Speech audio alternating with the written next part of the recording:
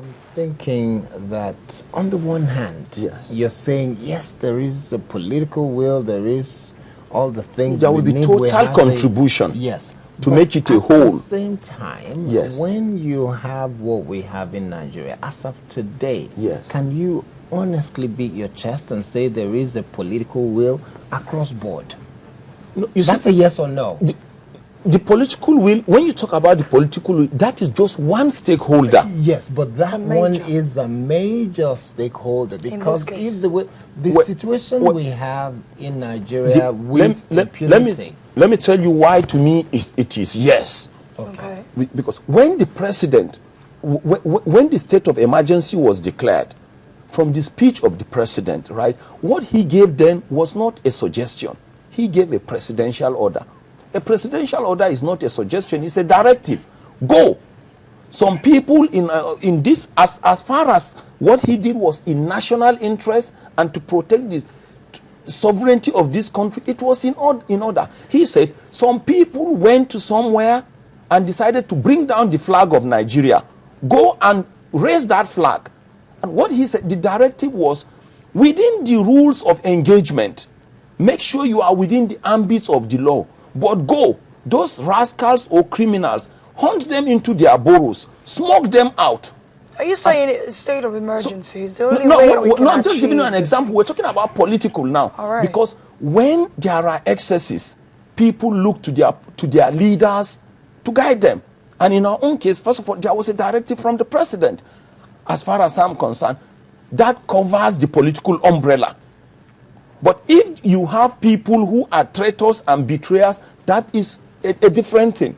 Let me quickly ask you, what is the place of the judicial system in all of this before we get to the state of emergency? Look, the judicial system is probably one part that will help in administering justice. Does it have a larger chunk in this responsibility? It has, but what is just supposed to happen is by the time people are brought forward, they should be convicted. All I'm just telling you is, if Nigerians have the credentials to achieve this, Right.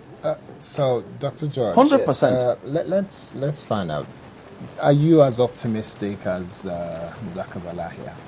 Well, I agree with him that Boko Haram can actually be easily tackled. But sadly, you can't tackle it if you don't have the capacity to do so.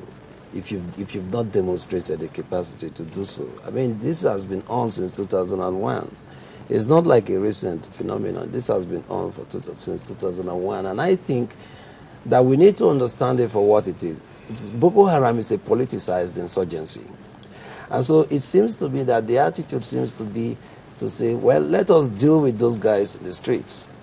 But I've just quoted the former vice president who says that, in fact, there are political supporters of these origins to these kind of insurgencies. And it seems to me that a better approach will be to have a diagnostic understanding of the crisis, which means you need to know the origins even as you tackle the symptoms.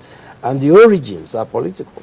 I understand that there are all kinds of ideological interest in this. Ideological in the sense that although they may have started first as political enforcers for politicians, eventually, they may have been infiltrated by all kinds of people, including anarchists, jihadists, and Islamists, and all kinds of people may have entered the terrain in order to politicize the insurgency. So what we have now is an ideologically deep insurgency that has, a jihadist ideology that is strikingly similar to that of the Taliban, frankly.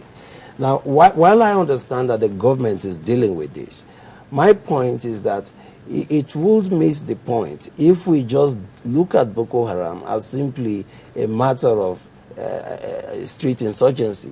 It is something that is politicized. And so if you want to deal with this holistically, you want to deal with it both on the streets and systemically. I say this because, if people have been empowered, to function as political thugs, and eventually after elections are won, these people feel disgruntled enough to use the power to then subvert the state. And you want to deal with that. It's only reasonable that you deal with it holistically. And I think that that kind of political will is yet to be demonstrated. Now, if you do that, Eventually, you need people, you need the security forces that will infiltrate them, get intelligence information, use counterinsurgency methods to try to apprehend them. Once they are apprehended, the executive arm of government does not have, theoretically, does not have influence over the judicial arm. And so we still run into a crisis because the judicial system is yet to live up to its full potential as far as my reading of the judicial system is concerned. So what it means is that we have a fragility of systems. So we have the fragility of our politics is constituted as warfare.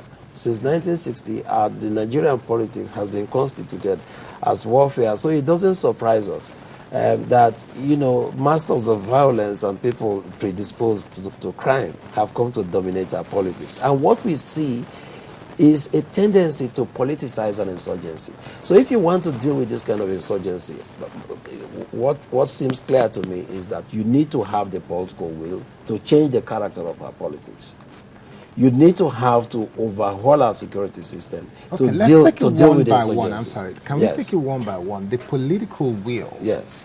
What will it take to demonstrate that will?